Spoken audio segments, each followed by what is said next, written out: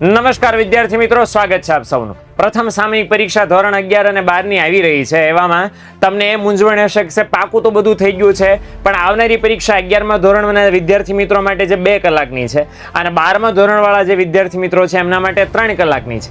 11મા વાળાને એ સમયમાં 2 કલાકમાં 50 માર્ક્સનું અને 12મા વાળા વિદ્યાર્થીઓને 3 કલાકમાં 100 માર્ક્સનું પેપર પહેલી વાર લખવામાં આવનાર છે. તો પેપર લખવું કઈ રીતે, પેપર કઈ રીતે લખતી વખતે ધ્યાન રાખવું જોઈએ, કઈ કઈ એવી ભૂલો છે જેને અવોઇડ કરવી જોઈએ, કઈ કઈ એવી બાબતો છે જેને ધ્યાનમાં રાખીને તમારે એ 2 કલાક કે 3 કલાક તમારે પસાર કરવા જોઈએ, આ અંગેની તમામ જેટલી તમારી મૂંઝવણ છે એનો સાર એક સિમ્પલ વિડીયોની અંદર તમારા માટે અમે લાવી રહ્યા છે.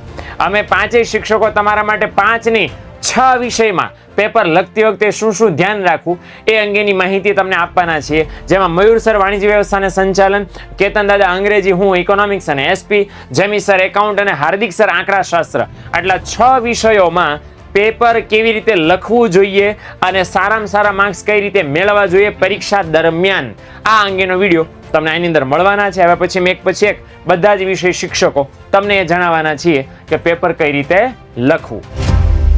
નમસ્કાર નમસ્કાર નમસ્કાર વિદ્યાર્થી મિત્રો, વિદ્યાકુળ ગુજરાતી કોમર્સ ચેનલ પર આપ સૌનું હાર્દિક સ્વાગત કરવામાં આવે છે.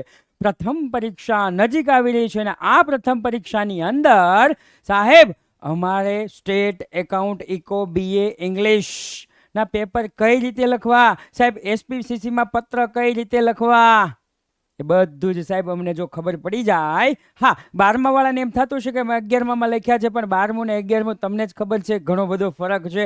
તો પેપર કઈ રીતે લખવા, કેવી રીતે લખવાથી તમે બેસ્ટ રિઝલ્ટ મેળવી શકો છો, એના માટેનો વિડીયો છે. તો અંત સુધી જોતા રહેજો. અને હા, નવા ચેનલમાં આવ્યો હોય તો ચેનલને સબસ્ક્રાઈબ કરજો, કારણ કે વિદ્યાકુળ ગુજરાતી કોમર્સ માટે એવું કહેવાય કે ધોરણ 11ની પ્રથમ પરીક્ષાથી લઈ ધોરણ 12ના અંતિમ એટલે કે કોમ્પ્યુટરના પેપર સુધી એકમાત્ર જો ચેનલ તમારો સાથ આપે તો એ આ છે, જે ગુજરાતની બાળકો દ્વારા બનેલી સૌથી મોટી કોમર્સની ચેનલ છે. શરૂઆત કરીએ છીએ સાહેબ.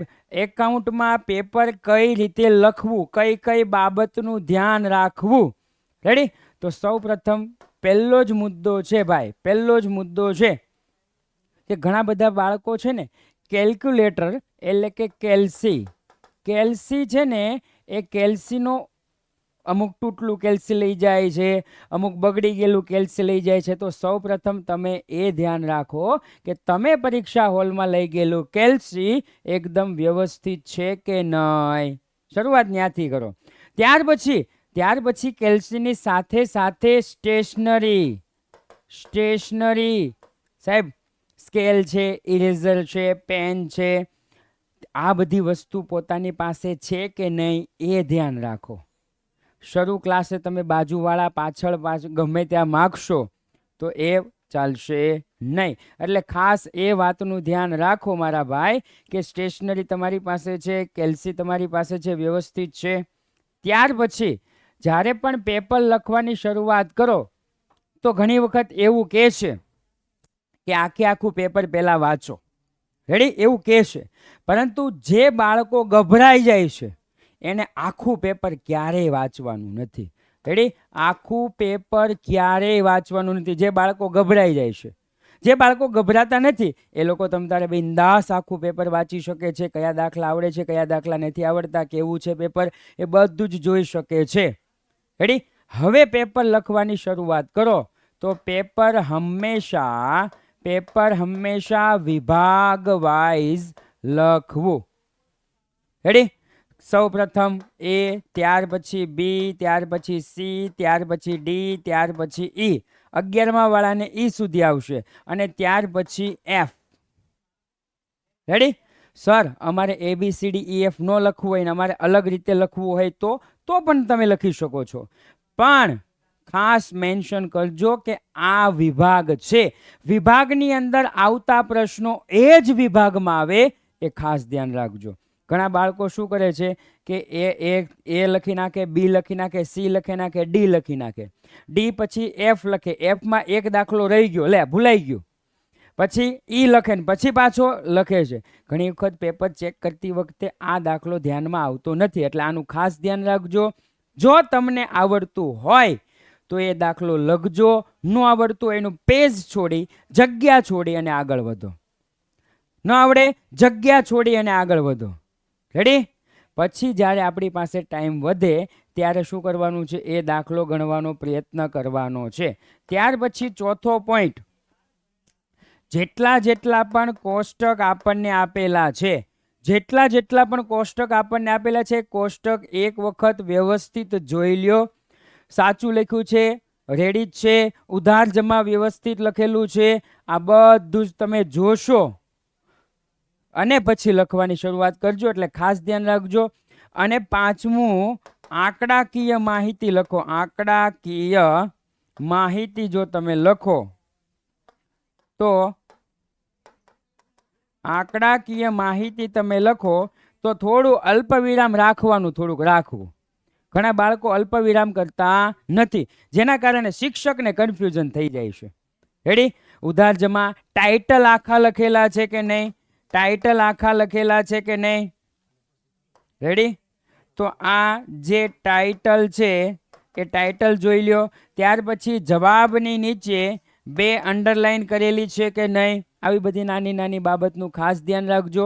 વિભાગ લખો અને જે પણ તમે જવાબ લખો, ટૂંકા જે જવાબો છે, ટૂંકા જે જવાબો લખો એમાં તમે સાહેબ બોક્સ કરવાનું રાખો, જેના કારણે પરીક્ષાનો જે ચેક કરે છે એ ચેક કરવાવાળાને કોઈ મુશ્કેલી પડે નહીં. અને અક્ષર બને ત્યાં સુધી સારા, બંને વાક્યમાં થોડુંક શું કહેવાય, જગ્યા રહે એવું. અને પ્લસ બીજી વિગત કે 11મા વાળાને રોકડ મેળ છે ને એવા જો મોટા મોટા દાખલા હોય તો તમારા શાળાના શિક્ષકને પૂછી લ્યો કે સર 2 પેજમાં લખીએ કે 1 પેજમાં ચાલશે, એવું પૂછી અને પછી જ પેપર લખવાનું છે. ક્લિયર? આટલી વાતનું ખાસ ધ્યાન રાખવાનું છે. રાઈટ? અને હવે પછી આવે છે હાર્દિક સર, જે સ્ટેટમાં પેપર કઈ રીતે લખવું એ સમજાવશે. તો વિદ્યાર્થી મિત્રો, તમે જોયો એકાઉન્ટમાં પેપર કઈ રીતે લખવું એનો સરસ મજાનું આયોજન. હવે આપણે વાત કરીએ સ્ટેટિસ્ટિકમાં પેપર કઈ રીતે લખવું. કારણ કે આંકડાશાસ્ત્ર, આંકડાઓનો વિષય, ઘણા બધા માર્ક્સ કપાઈ પણ શકે અને ઘણી બધી સારી રીતે તમે જો તૈયારી કરો તો તમને બેસ્ટમાં બેસ્ટ માર્ક્સ મળી પણ શકે. પણ એ કેવી રીતે મેળવાય એના માટેનો પ્લાન લઈ અને હું તમને આપું છું. તો સૌ પ્રથમ તો પેપરમાં જે વિભાગના દાખલા સૌથી વધારે, જે વિભાગના પ્રશ્નો સૌથી વધારે આવડતા હોય ને ત્યાંથી શરૂઆત કરો.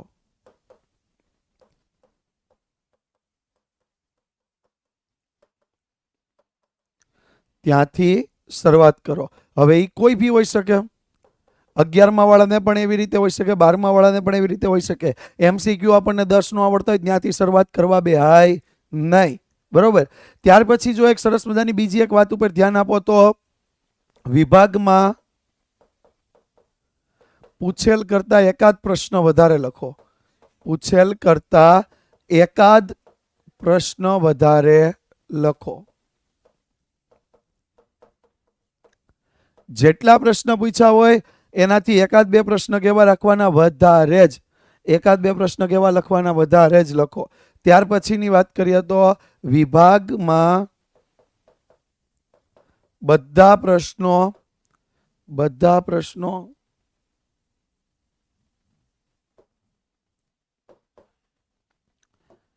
એક સાથે રાખો.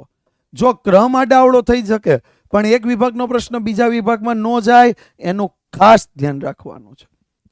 ત્યાર પછી જો વધારે પડતી ચેકચાક હોય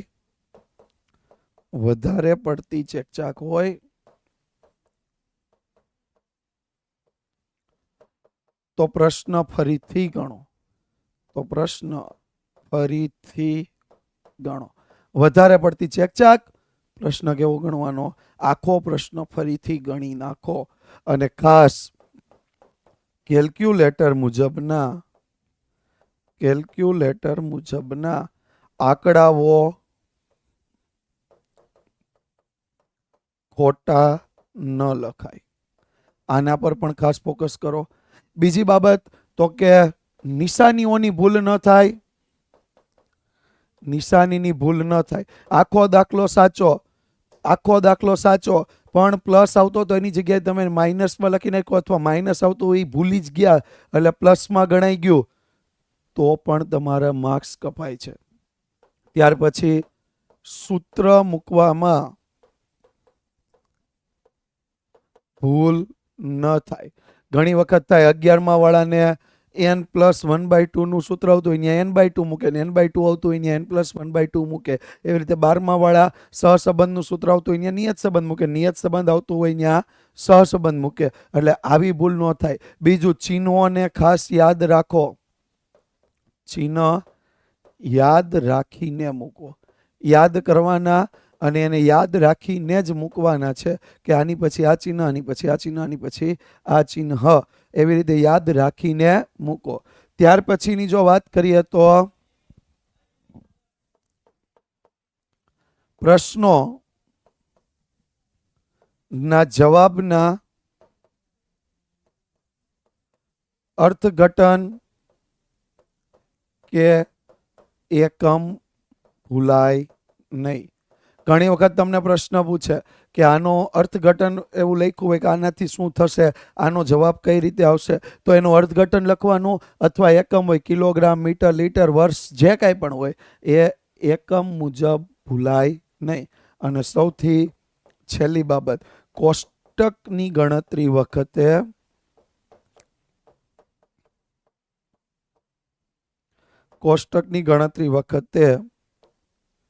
ખાસ ધ્યાન રાખો.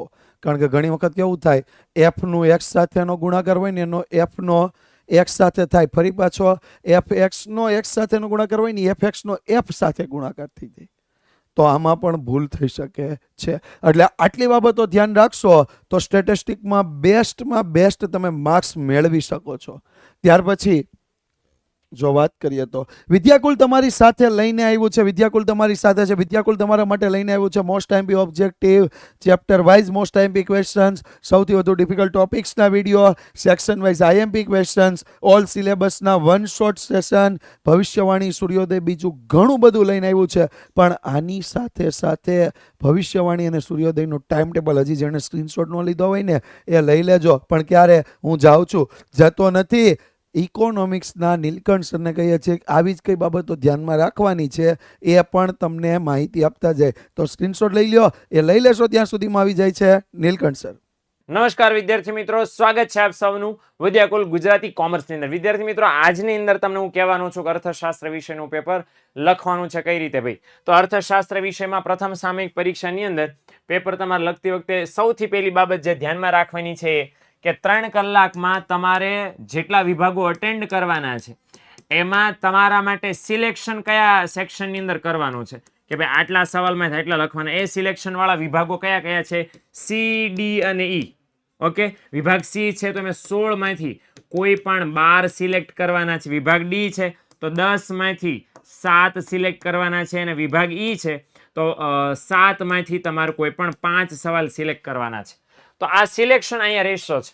હવે યાદ રાખજો કે આ સિલેક્શન કરતી વખતે ધ્યાનમાં રાખવાનું કેવા સવાલ સિલેક્ટ કરવાના. જો તમને 16 આવડે છે તો એવા સવાલો ટીક કરવાના, લખવાના, યાદ રાખવાના જે ઓછી લંબાઈ વાળા હોય, ઝડપથી પૂરા થઈ જતા હોય અને પૂરેપૂરા માર્ક્સ મળતા હોય. એટલે એવા સવાલો જ તમારે મેન્શન કરવા. બાકી વિભાગ એ અને બી તો ખતમ છે ભાઈ. બીજી વસ્તુ, પેપર લખવાનું શરૂ કરો છો તો સ્પીડ પહેલીથી રાખો. છેલ્લે સુપરવાઇઝર એમ કે 1 કલાકની વાર, અડધી કલાકની વાર છે, ત્યારે તમે જો ભગાવશો અક્ષરો તો અક્ષરો થશે ખરાબ. અક્ષરો ખરાબ પણ થશે અને પ્રોબ્લેમ ક્યાં આવશે કે પછી તમારા માર્ક્સ પણ કપાવવામાં અસર થશે. ઘણા બધા એ છે અખતરો કરી શકાય કે મોટો વિભાગ, વિભાગી પહેલા લખો, કોઈ મેટર નથી. પણ આ વિભાગ અલગ અલગ લખો છો તો ધ્યાન રાખજો કે વિભાગ ઈ મેં લખ્યો તો 5 સવાલ પહેલા લખી નાખવાના છે, પછી જ બીજો વિભાગ શરૂ કરવાનો છે.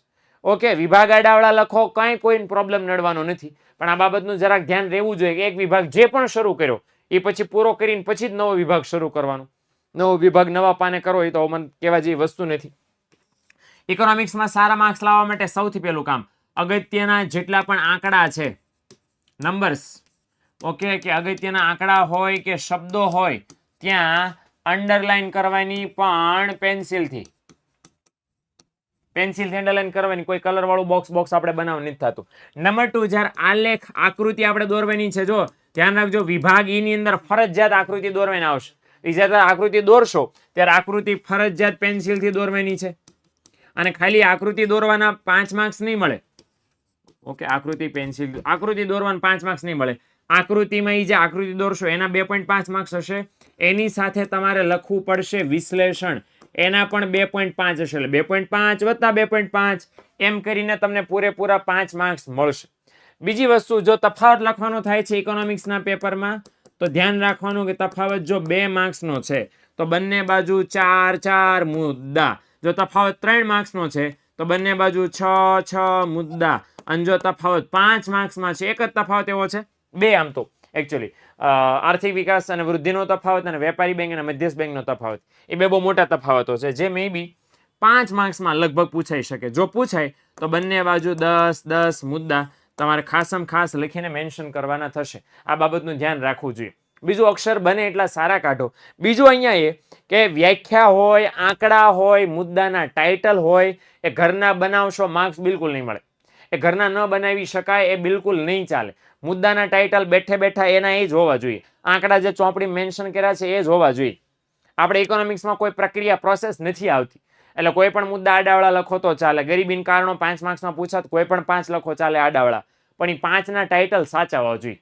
આ બાબતને ધ્યાનમાં રાખીને પેપર લખવાનું છે. બીજું, પેપર જ્યારે લખવા બેસો છો ઘડિયાળને જોતા જવાનું કે મારો એક વિભાગ એટલો પૂરો થઈ ગયો, કેટલો ટાઈમ છે. છેલ્લે ભીં પડશે ત્યારે ઘડિયાળમાં જોશો અક્ષરો ખરાબ શ્યોરલી થશે. એટલે સ્પીડ એક્યુરેસી સાથે એક સાથે જળવાવી જોઈએ, અને માર્કિંગ કરતું જવાનું કયો સવાલ લખાઈ ગયો અને કયો સવાલ બાકી રહ્યો છે.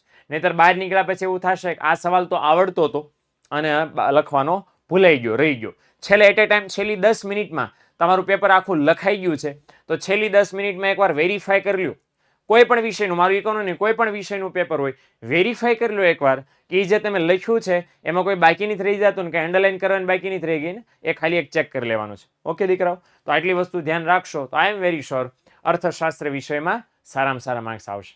તો ચાલો વિદ્યાર્થી મિત્રો, ઇકોનોમિક્સમાં તમે શીખી લીધું ને પેપર કેવી રીતે લખાય. તો જેમ બાળકો ઇકોનોમિક્સ થિયરીનો વિષય છે એવી જ રીતે આપણો BA વિષય તો મહા થિયરીનો વિષય છે.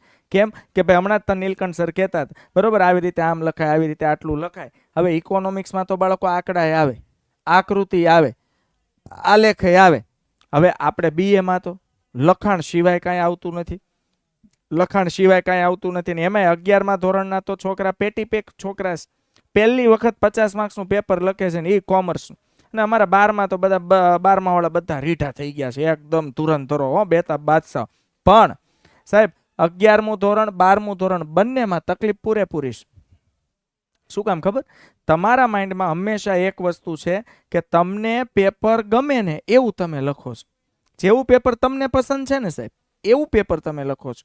ખરેખર એવું હોતું નથી. પેપર ચેકરને ગમે ને એવું લખવાનું હોય છે. પેપર સ્વચ્છ સુંદર અક્ષર, ઘણીવાર સુંદર અક્ષર ન હોય તો ફોર્મેટિંગ વર્ક તો સારું હોવું જોઈએ ને સાહેબ. બાળકો, હું તમને જોરદાર BA નું પેપર કેવી રીતે લખાય અને પ્રશ્ન ક્યાં આવે છે ખબર? BA વિષયમાં વિદ્યાર્થી શું કરે છે, આવડતું હોય ને એમાં વધુ લખી નાખે છે, બરોબર, અને ઓછું લખે છે. ઘણા પ્રશ્નો એવા હોય કે એમાં ઓછું લખાણ કરે. જો સિમ્પલ વસ્તુ, તમે ઓછું લખશો તો માર્ક્સ કપાશે. પણ સાહેબ તમને વિદ્યાર્થીઓ હૈયા વરાળ કાઢતા હોય, સાહેબ અમે ઓછું લખીએ માર્ક્સ કપાય, એનું દુઃખ નથી સાહેબ. પણ અમે સાહેબ વધુ લખીએ તોય માર્ક્સ કપાય છે. બાળકો, તમે વધુ લખો છો ને એટલે જ માર્ક્સ કપાય છે. વધુ લખો એનો પ્રોબ્લેમ નથી. વધુ લખો તો પ્રોબ્લેમ શું આવે ખબર? છેલ્લે સમય ઘટે, અને સમય ઘટે ને એટલે માર્ક્સ ઓટોમેટિક કપાઈ જાય. આવડતો હોય અને એ પ્રશ્ન જો આપણે ન લખી શકીએ ને તો આપણા એક્ઝામની તૈયારી પ્રોપર થઈ નથી એવું સમજી લેવાનું સાહેબ. સમજ પડી ગઈ? તો આપણી એક્ઝામની તૈયારી પ્રોપર નથી થઈ. અને જો પ્રોપર તૈયારી હોય ને તો કઈ રીતે પેપર લખવું એ અત્યારે શીખી લ્યો તો તમે 100% સમયસર પેપર પૂર્ણ કરી શકશો. કારણ કે કયા કયા પ્રશ્નમાં કેટલું લખવું ને એ હું તમને શીખવાડીશ. છેલ્લે સુધી હવે હલતા નહીં બાળકો, અહીંથી તમે જુઓ કઈ રીતે કામ કરવાનું છે એ તમને કહું. બાળકો, સૌથી પહેલા તમને વિભાગની સમજ હોવી જોઈએ. હવે આપણને ખબર છે કે આપણે વિભાગ A આવે છે, બરોબર, વિભાગ A આવે છે MCQ, ત્યાર પછી વિભાગ B આવે છે બાળકો શોર્ટ ક્વેશ્ચન્સ, બરોબર, અને વિભાગ C થી શરૂ થાય કેવી રીતે લખવું તે.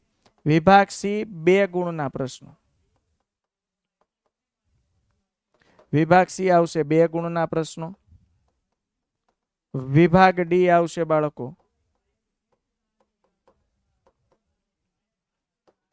3 ગુણના પ્રશ્નો અને વિભાગ ઈ આવશે બાળકો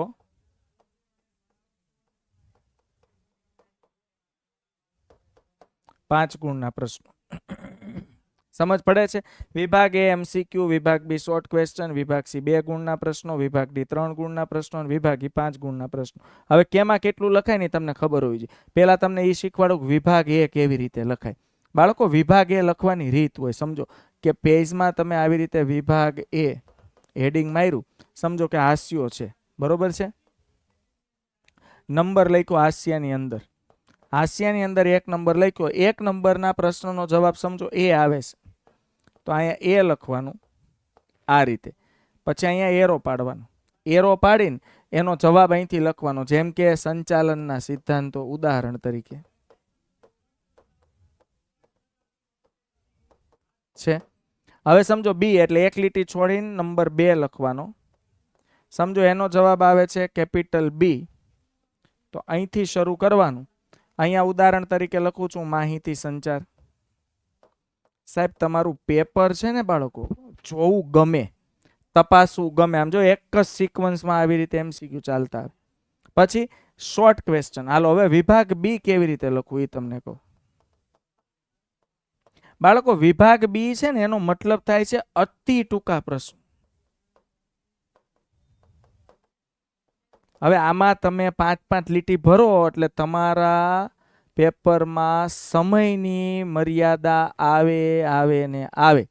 તો તમારે શું કરવું પડે બાળકો?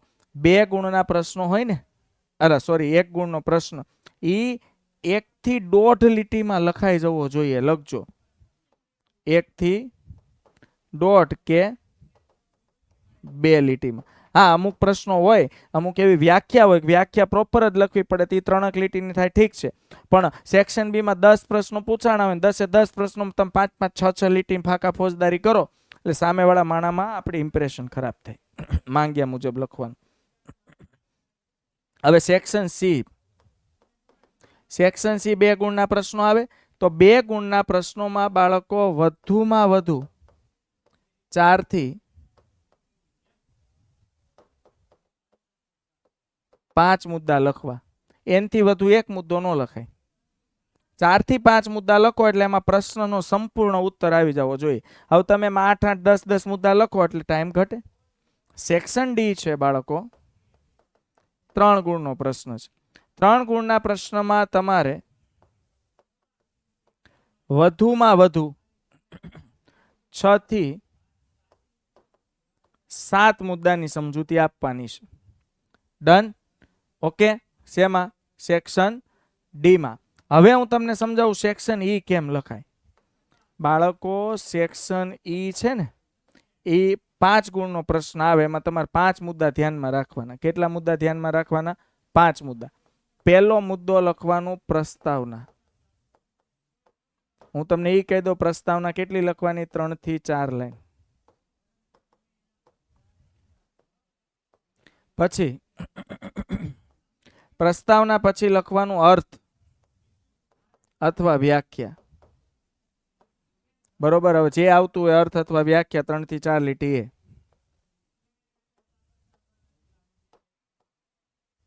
છે. પછી બાળકો આવે મુદ્દાનું લિસ્ટ. તમે જે પ્રશ્ન 5 ગુણનો લખો છો એમાં જેટલા મુદ્દા છે એ મુદ્દાનું બાળકો શું બનાવવાનું છે? લિસ્ટ બનાવવાનું. આખું લિસ્ટ બનાવવાનું. કારણ કે 10-12 મુદ્દા હોય કે 12 મુદ્દા 5 માર્ક્સમાં સમજાવવાના ન હોય. 5 માર્ક્સમાં કાંઈ બોર્ડનું ભેગું નથી થઈ જવાનું, બરોબર ને? તો એવા સંજોગોમાં બાળકો તમે 12 મુદ્દાનું ખાલી લિસ્ટ બનાવ્યું હોય ને તો પેપર ચેકરને ખબર પડી જાય કે આ નોલેજેબલ વિદ્યાર્થી છે, આને પ્રશ્નનું પૂરતું નોલેજ છે, પણ સમયની મર્યાદામાં જવાબ લખ્યો છે. હવે મુદ્દાની સમજૂતી. મુદ્દાની સમજૂતી બાળકો 5 થી 6 મુદ્દા સમજાવવાના. અને દરેક મુદ્દો 4 થી 5 લાઈનમાં સમજાવો. આ 4 થી 5 લાઈનમાં સંપૂર્ણ સમજૂતી આવી જવી જોઈએ. ઓકે, અને 5મું બાળકો લખી દો સારાંશ, એટલે તમારું કામ થઈ જાય. 5 ગુણના બેઠા બેઠા માર્ક્સ આવે. તો આ રીતે બાળકો મુદ્દા પ્રમાણે સમજૂતી લખાય. ઓકે, આમાં તમને લાઇનિંગ કહી દઉં, 4 થી 5 મુદ્દા લખો એટલે અંદાજે 10 લાઈન થાય. આમાં 6 થી 7 મુદ્દા લખો એટલે અંદાજે 12 થી 14 લાઈન થાય. લાઇનિંગ પ્રમાણે ચાલો તોય ચાલે, લિમિટમાં સમજાવવાનું પણ સાચું સમજાવવાનું. હવે વિદ્યાર્થી મિત્રો, આપણે હાલ એક સરસ મજાનો માસ્ટર બેચ ધોરણ 12માં ચાલી રહ્યો છે ને ઇન્ડિયાઝ ફર્સ્ટ AI બેચ છે. ઓકે, હજુ પણ તમે બાળકો મોડું નથી, હજુ આપણી પાસે બોર્ડની પરીક્ષા માટે ઘણો બધો સમય છે. તો એક સારી તૈયારી જો તમે કરવા માંગો છો તો 9924445400 99244445 પર કોલ કરો, માસ્ટર બેચમાં જોડાઓ, એપ્લિકેશન ડાઉનલોડ કરો, વિદ્યાકુલ એપ્લિકેશન, અને બાળકો AI 500 કોડ નાખશો એટલે તમને આ બેચ ઉપર 500 રૂપિયાનું સીધું ડિસ્કાઉન્ટ મળવાનું છે. તો આજે જ જોડાઓ બાળકો.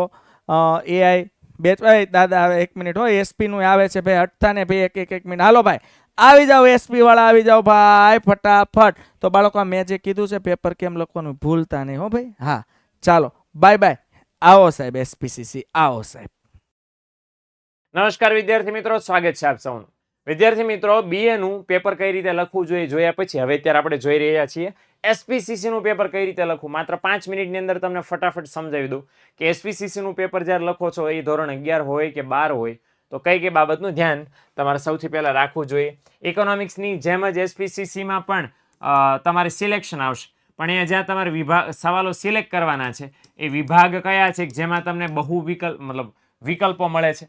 એ વિકલ્પ છે વિભાગ C, વિભાગ D, વિભાગ E અને વિભાગ F. જી હા, આ 4 વિભાગો છે. વિભાગ C છે ને એમાં 2 માર્ક્સના સવાલ હશે, વિભાગ D માં 3 માર્ક્સના, વિભાગ E માં 4 માર્ક્સના સવાલો હશે, અને વિભાગ F માં મોસ્ટલી જે લેટર્સ જ હોય છે, પત્રો, એ 5 માર્ક્સના હશે. ડન છે ભાઈ? તો આટલા 6 વિભાગો, section A, B, C, D, E, F, A total 6 વિભાગો છે એ SPCC ના પેપરની અંદર હશે. હવે પહેલી વસ્તુ એ કે સૌથી આમાં રોકડીયો વિભાગ કયો? Section F. કેમ? કારણ કે એની અંદર હશે, સેક્શન F ની અંદર મોસ્ટલી પત્રો. તો પત્રો લખતી વખતે ધ્યાન રાખવાનું, પત્રનું ફોર્મેટ જળવાવું જોઈએ. પત્રનું ફોર્મેટ તમે વ્યવસ્થિત લખો છો, અંદરનું લખાણ ઓકે ને, પણ ફોર્મેટ વ્યવસ્થિત લખો છો, 1 થી 1.5 માર્ક્સ તો બસ એનો હશે. એટલે પત્ર વ્યવસ્થિત લખવાના, પત્ર ચૂકાવા ન જોઈએ. રોકડિયા માર્ક્સ મેળવવાનું ઈઝી સોલ્યુશન કયું છે? પત્ર, લેટર્સ. તો એ વ્યવસ્થિત આપણા માટે લખાવા જોઈએ સેક્શન F ની અંદર. બરાબર. બીજું, વિભાગ C હોય, D હોય કે E હોય, એ જેટલા માર્ક્સમાં પૂછાય છે અને એમાં તમારા પોઈન્ટ્સ એક લીટી લખવાના છે તેના કરતા ડબલ લખવાના. દાખલા તરીકે વિભાગ C નો સવાલ લખો છો તો ચોપડીની અંદર 4 મુદ્દા હોય તો 4 લખવાના થાય. વિભાગ D માં કોઈ સવાલ પૂછાણો 6 પોઈન્ટ લખવાના થાય, અને વિભાગ E માં પૂછાણો 4 છે તો 8 મુદ્દા સમજાવવાના થાય. એટલે વિભાગ E વાળો, બરાબર, આપણે જે 5 માર્ક્સમાં કેમ ઇકોનોમિક્સમાં હોય છે એમ SPCC માં 4 માર્ક્સમાં પૂછાય છે તો 8 પોઈન્ટ ટૂંકમાં લંબાણથી જે હોય સમજાવવાના. બીજી એક વસ્તુ ધ્યાનમાં રાખવાની કે SPCC માં છે બહુ બધી વિધિ અથવા તો પ્રક્રિયા. આ બધું બહુ છે SPCC માં. દાખલા તરીકે શેર અરજીની વિધિ, શેર ફેરબદલીની વિધિ, શેર જપ્તીની વિધિ, શેર હપ્તા મંગાવવાની વિધિ, એવી બધી વિધિઓ બહુ છે. હવે જ્યારે વિધિ પરીક્ષામાં પૂછાય છે અને તમે વિધિવાળો સવાલ અટેન્ડ કરો છો તો ધ્યાન રાખવાનું કે વિધિના જેટલા મુદ્દા હોય બધા લખવા પડે અને ક્રમમાં લખવા પડે. આડાવાળા ન ચાલે. આડાવાળા લખવા જશો થશે શું? માર્ક્સ નહીં મળે. કારણ કે વિધિ તો ક્રમમાં હોય ને, પહેલા સરકાર જાહેરાત કરે ને પછી આગળ એક પછી એક સ્ટેપ બાય સ્ટેપ બધું ચાલે. આડાવડું એટલા માટે વિધિમાં નહીં ચાલે, માર્ક્સ કપાશે, 0 મળશે. બીજી વસ્તુ, એટલે જો તમારો વિભાગ છે અને વિભાગમાં વિધિવાળા સવાલો જો તમે સિલેક્ટ કરવાના છો તો પૂરેપૂરો આવડતો હોય તો એને સિલેક્ટ કરો, નહીં તો રવા દો. ઓકે, પહેલી વસ્તુ. બીજું, જ્યારે SPCC નો પેપર લખો છો ત્યારે છે સેક્શન E ની અંદર આ બાબત આપણે ખાસ ધ્યાનમાં રાખવાની છે. વધારે પડતું લાંબુ લખવા જશો તો ટાઈમ ઘટશે આપણે. ઓકે, એટલે સેક્શન E માં અને સેક્શન D માં તફાવત જ્યાં આપ્યા હોય એ તફાવત નથી મૂકવાના. તફાવત SP માં આપેલા છે મોસ્ટ ઓફ. એ SP માં પહેલું, બીજું, ત્રીજું, ચોથું, પાંચમું અને છઠ્ઠું કંપનીની સભા, ત્યાં સુધી તમને બધા પાઠમાં એક મિનિમમ તફાવતો આપેલા છે. એ તફાવતો ફરજિયાત પાકા કરી નાખજો. તફાવતમાંથી મિનિમમ 1 કે 2 તફાવતો દર વર્ષે પહેલી પરીક્ષામાં અને બોર્ડની પરીક્ષામાં હોય છે. તો એ તફાવતને ભૂલતા નહીં. તફાવતમાં કીધું એ પ્રમાણે, ઇકોનોમિક્સમાં કીધું એ પ્રમાણે સેમ આમાં પણ કે બે બાજુ છે એ જેટલા માર્ક્સ હોય કરતા ડબલ મુદ્દા લખવાની ટ્રાય કરવાની. ઘણીવાર એવું થાય કે ચોપડીમાં ડબલ મુદ્દા નથી, તો દાખલા તરીકે સભ્ય અને શેર હોલ્ડરનો તફાવત આવી 2 માર્ક્સમાં પૂછાય તો 4 ની 3 મુદ્દા છે તો 3 તમે લખી શકો, પણ લખવા જરૂરી છે. ઓકે, તો આ બાબતનું SPCC નું તમે પેપર લખો છો ત્યારે ધ્યાન રાખવાનું. અંડરલાઈન અહીંયા પણ કરવાની છે. પેન્સિલનું કામ અહીંયા માત્ર અંડરલાઈનનું આવશે, બીજી કોઈ જરૂર SPCCમાં પેન્સિલની આઈ થિંક છે નહીં કંઈ. પણ એમ કીધું એમ કે ટાઈમ મેનેજ કરવો આવશ્યક છે. 6 વિભાગો તમારે પૂરા કરવાના છે અને એટલા માટે પેપરની સ્પીડ પહેલેથી જ રાખવાની. ઓકે, જે સવાલ તમને એવું લાગે કે મતલબ આવડતો તો ભૂલાઈ ગયો તો એ ટીક રાખવાનો, જો આમાં કુંડાળું કરી રાખવાનું, ચેક કરી રાખવાનું કે ખબર છે કે મને આમાં લખવાનો છે પણ નથી આવડ્યું એટલે હું એને પાછળથી લખીશ, તો એ તમને યાદ રહેવું જોઈએ. ઓકે, તો આ ટીક કરી રાખવું આવશ્યક છે, જેથી લખતા લખતા આગળ વધી જાવ પછી તમને જવાબ સાંભળે તો તમે તેને મેન્શન કરી શકો. મગજમાં એટલી બધી ધડાધડી ચાલતી હોય તો આ વસ્તુ થાય. એક મેઇન મારે સલાહ બીજી દેવી છે કે પેપર શરૂ થાય એના 1 કલાક પહેલા વાંચવાનું પ્લીઝ બંધ કરી દો. ઓકે, તમને એમ થતું હશે કે નાના સાહેબ થોડુંક વાંચ લો, તો એ આટલા બધા મહિના વાંચ્યું, જો વાંચ્યું છે ને મસ્ત તો બહુ ફેર પડશે, અને નથી વાંચ્યું ને તમે 1 કલાક વાંચો છો કે નથી વાંચતો કંઈ નહીં ફેર પડે મારા ભાઈ. એટલે આ બાબતનું જરાક ધ્યાન રાખીને આ પ્રમાણે આપણે પેપર લખશો તો આઈ એમ વેરી શ્યોર પરીક્ષામાં સારા માર્ક્સ આવશે. અને બીજું ખાસ મારે તમને કહેવું છે કે આ વિડીયો જ્યારે તમે જોઈ રહ્યા છો ત્યારે જે ચેનલ છે વિદ્યાકુલ ગુજરાતી કોમર્સ, એટલે યુટ્યુબની અંદર જો તમે આ એક વિડીયો બસ ખાલી જોઈ રહ્યા છો તો આવા નવા ઢગલાબંધ અમે તમારા માટે લાવી રહ્યા છે, લાવવાના છીએ. ઓકે, એટલા માટે તમને ફાયદો થાય. પ્રથમ સામયિક પરીક્ષાની ભવિષ્યવાણી, સૂર્યોદય બધું આવવાનું છે, પણ એ તમારા સુધી ક્યારે પહોંચશે? જ્યારે છે ચેનલને સબસ્ક્રાઇબ કરી હશે ને તો. એટલે આ 4 ચેનલો છે કે જેમાં તમારા માટે ખૂબ જ કામનું કન્ટેન્ટ અમે પૂરું પાડવાના છે. તો Vidyakul Gujarati commerce, Vidyakul standard 11 commerce topper, Vidyakul standard 12 commerce topper અને વિદ્યાકુલ ગુજરાતી શોર્ટ્સ. તો 4 યુટ્યુબ ચેનલો છે એ માત્ર ને માત્ર તમારા માટે કામ કરી રહી છે. એની અંદર અમે તમારા માટે કામ કરી રહ્યા છે, તો સબસ્ક્રાઇબ ન કર્યું તો કરી નાખજો. હેતુ બસ એક જ છે કે માહિતી જે અમારે તમારા સુધી પહોંચાડવી છે, નોલેજ, એજ્યુકેશન જે અમારે તમારા સુધી પહોંચાડવું છે પોસિબલ બને. તો મળીએ મિત્રો આ જ ચેનલની અંદર નેક્સ્ટ વિડીયોની અંદર. આવજો. હલો વિદ્યાર્થી મિત્રો, ભાઈ આ પહેલાં તમે આપણા જે ભાઈબંધ મિત્રો જે છે, આમ તો તમારા નહીં મારા ભાઈબંધ મિત્રો જે છે, જેણે અનુભવનો નિચોડ તમારી સામે મૂક્યો છે કે ભાઈ પ્રથમ પરીક્ષા આવે છે, આમ પણ પ્રથમ પરીક્ષા ગણો અથવા તો વાર્ષિક પરીક્ષા ગણો, પેપર કઈ રીતે લખવું, ભાઈ આવડે છે બધું પણ કઈ રીતે લખવું ને એ શીખવું બહુ જ મહત્વનું છે. એટલા માટે જ ભાઈ એકાઉન્ટ, સ્ટેટ, ઇકો, BA અને SP આ 5 સબ્જેક્ટની અંદર પેપર કેવી રીતે લખવું, ક્યાં લખવું, કઈ બાબતોને ધ્યાનમાં રાખવું, આ બધી વસ્તુ શીખી ગયા. ત્યારે છેલ્લો વારો જ્યારે આપણે ભાઈ આવતો હોય ત્યારે ઇંગ્લિશની અંદર આપણો જે ભાઈ ઇંગ્લિશ જે સેકન્ડ લેંગ્વેજ છે, કોમર્સ હોય આર્ટ્સ, બરાબર, એ લોકોને આ વસ્તુ લાગુ પડે છે કે ભાઈ ઇંગ્લિશની અંદર જ્યારે પેપર લખો છો તો આપણે કઈ કઈ વસ્તુ એની અંદર ધ્યાનમાં રાખવાની છે. મને જો પૂછે ને કે ભાઈ સૌથી પહેલાં તો કઈ બાબત સર તમે ધ્યાનમાં રાખવાનું અમને કહેશો, એવી સલાહ આપશો, તો મારો પહેલો પોઈન્ટ એ હશે કે ભાઈ કોઈ પણ પેપરમાં તમે ગમે એવી રીતે ભલે લખતા હોય પણ સેક્શન અલગ અલગ ભલે ગમે એમાં લખતા હોય, પહેલું મારો આગ્રહ એવો હશે કે ઇંગ્લિશનું પેપર તમારે સેક્શન વાઇઝ લખવાનું છે, આડાઅવળું લખવાનું નથી. સેક્શન A થી શરૂ કરવાનું, પછી સેક્શન B, પછી સેક્શન C, D અને E. હા, તો પહેલી બાબત મારી સલાહ એવી હશે કે દરેક સેક્શનને ક્રમ પ્રમાણે આપણે લખવાના છે. સર બીજું આપણે કઈ વસ્તુનું ધ્યાનમાં રાખવાનું છે? ભાઈ યાદ રાખજો, આ લેંગ્વેજ છે અને લેંગ્વેજ જ્યારે સબ્જેક્ટની અંદર તમને પૂછાતી હોય તો મેઇન વસ્તુ તમારે બીજી જે યાદ રાખવાની છે કે જે જગ્યાએ કેપિટલ અક્ષર કરવા પડે એ કેપિટલ અક્ષર થવા જોઈએ. બીજું, જે જગ્યાએ તમે જે લખાણ કરો છો એ લખાણની અંદર કોઈ પણ જગ્યાએ જો સ્પેલિંગ મિસ્ટેક હશે તો તમારું સાચું લખેલું છે એ પણ તમારું જાશે. એટલે યાદ રાખવાનું છે કે કોઈ જાતની સ્પેલિંગ મિસ્ટેક થાય નહીં. બીજું, આની નાની અંદર લઈ લો ને તો ઘણા લોકોને એ જ નથી ખબર પડતી કે અંગ્રેજી લખવાનું હોય ને તો ભાઈ અંગ્રેજી છે એ નીચેની લાઈનને ટચ કરીને લખવાનું હોય. બકા દીકા, નીચેની લીટીને અડીને લખવાથી જ અંગ્રેજીના માર્ક્સ મળે. ઉપરની લીટીને અડીને લખો તો માર્ક્સ ન મળે. બીજી એક વસ્તુ યાદ રાખવાની છે કે ભાઈ જ્યારે તમે પેપર લખવા બેસો છો, જ્યારે તમે કોઈ પણ પ્રકારનો, પહેલા કલર ગોતી લઈ, કે જ્યારે કોઈ પણ પ્રકારનો ક્વેશ્ચન તમે લખવા બેસો છો તો એની અંદર ખાસ કરીને કોઈ પણ પ્રકારનો ગ્રામરનો ટોપિક લખો છો તો આ ગ્રામરના ટોપિક એવો છે કે જે વાંચવાથી તૈયાર ન થાય ભાઈ. તો એના માટે તમારે શું કરવું પડશે? પ્રેક્ટિસ. જો 5-7 પેરેગ્રાફ એવા કોઈ પણ પ્રકારના એક્ઝામ્પલ છે સોલ્વ કરેલા હશે તો તમને આયા લખવામાં મદદરૂપ થશે. હવે તમને એમ થાય કે સાહેબ સલાહ કઈ છે? સલાહ એ છે કે જ્યારે ગ્રામરના સવાલ લખો છો તો એની અંદર અમુકમાં ક્વેશ્ચન લખવા પડે છે, અમુકમાં ક્વેશ્ચન લખવાની જરૂર નથી. Direct for example do as directed છે તો તમે જે ડુ એઝ ડાયરેક્ટેડ લખો છો તો એની અંદર તમારે ક્વેશ્ચન લખવાની જરૂર નથી, સીધો આન્સર લખાય. ડાયરેક્ટ ઇનડાયરેક્ટ લખો છો, સીધો આન્સર લખાય.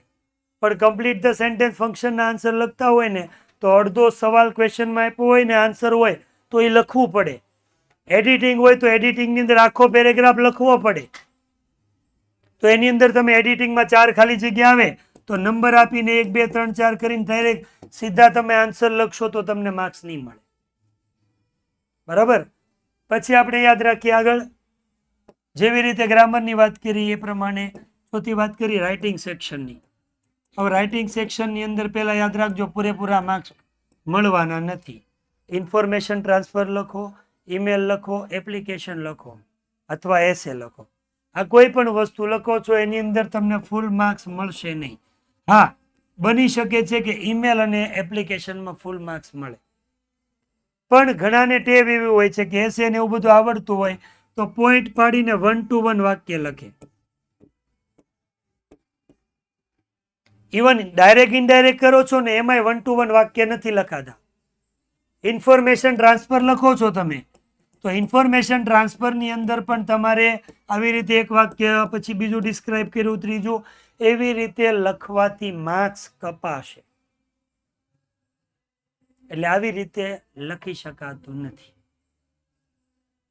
બીજું, સેક્શન એ ની વાત કરો તો સેક્શન એ માં કદાચ કોઈ તમને કહેતું હોય કે ક્વેશ્ચન લખવા પડે, નહીં. સેક્શન એ માં ટ્રુ ફોલ્સ લખો, સીધા આન્સર લખાય. નિયરેસ્ટ મિનિંગમાં સીધા આન્સર લખાય. સેક્શન એ માં બધી જગ્યાએ બેઠે બેઠા આન્સર તમે લખી શકો છો. બીજું યાદ રાખજો, સેક્શન બી અને સી, આની અંદર વાત કરો ને તો પેરેગ્રાફ ઉપરથી ક્વેશ્ચન આન્સર યુનિટના હોય, લેફ્ટ પેરેગ્રાફ ઉપરથી ક્વેશ્ચન આન્સર હોય, સ્ટાન્ઝા ઉપરથી ક્વેશ્ચન આન્સર હોય, ન્યૂઝ ક્લિપિંગમાંથી ક્વેશ્ચન આન્સર હોય. તો તમને હવે એવું લાગતું હોય પેરેગ્રાફ આપ્યો હોય તો અહીંથી ટીક કરીને અહીંથી આ આન્સર લખી દે. ભાઈ હવે બોર્ડમાં એવી રીતે માર્ક્સ નહીં મળે. ક્વેશ્ચન સમજવો પડશે અને પછી એના પ્રમાણે થોડા ઘણા ચેન્જ કરીને આન્સર લખવો પડશે. તો બસ આ નાની નાની બાબતો છે એને તમારે ધ્યાન રાખવાનું છે. બીજી વિદ્યાર્થી મિત્રો એક વસ્તુ યાદ રાખશું કે અમે આ તમને માર્ગદર્શન આપ્યું છે, સાથે સાથે એ આવ્યું છે ભાઈ કે આપણે ઓલરેડી 2026ની અંદર કયા કયા પ્રકારના પેપર પૂછાશે, કેવા સવાલ મોસ્ટ આઈએમપી હશે, તો એનો તમારો જે કાંઈ ઇંતજાર છે એ ટૂંક સમયની અંદર પૂરો થવાનો છે. યુથ સ્વયં પેપર સેટ અમારા દ્વારા તૈયાર કરવામાં આવેલ, બોર્ડમાં કેવા પ્રકારના પ્રશ્નો પૂછાય, મોસ્ટ આઈએમપી, આ તમારા સુધી જલ્દીથી પહોંચી જશે ભાઈ. અત્યારે પણ તમે એને પ્રી રજીસ્ટર કરી શકો છો, કોઈ ચાર્જ નથી. 97 2 44 45 48 અથવા તો 49 ઉપર તમારું નામ છે રજીસ્ટર કરો, જેથી કરીને પહેલો સ્ટોક આવે એટલે તમારા સુધી પહોંચી જાય. 5 મિત્રોએ 6 સબ્જેક્ટમાં લખતી વખતે કઈ કઈ બાબતો ધ્યાનમાં રાખવાની એ તમને જણાવી છે. સાથે સાથે એક્ઝામની બધી જ તૈયારી તમને બેક ટુ બેક કરાવીએ છીએ. હજી એક્ઝામ જ્યારે આવશે એના આગલા દિવસે ભવિષ્યવાણીમાં, સાથે સાથે એ દિવસે સવારમાં પાગડવામાં, ઓલું કહેવાય ને ભરકડામાં, સવારમાં સૂર્યોદયમાં પણ મળશું. તો આઈ હોપ કે અહીંયા જે કાંઈ તમને સલાહ સૂચન આપવામાં આવ્યું છે, ખાલી સલાહ સૂચન સાંભળી લેવાથી કાંઈ નહીં થાય. એને એપ્લાય કરશો તમારી ફર્સ્ટ એક્ઝામ 100% સારી જશે એ આશા સાથે આજનો લેક્ચર પૂરો કરીએ છીએ. દાદાને રજા આપો. ટાટા બાય, જય શ્રી કૃષ્ણ, હર હર મહાદેવ, રાધે રાધે.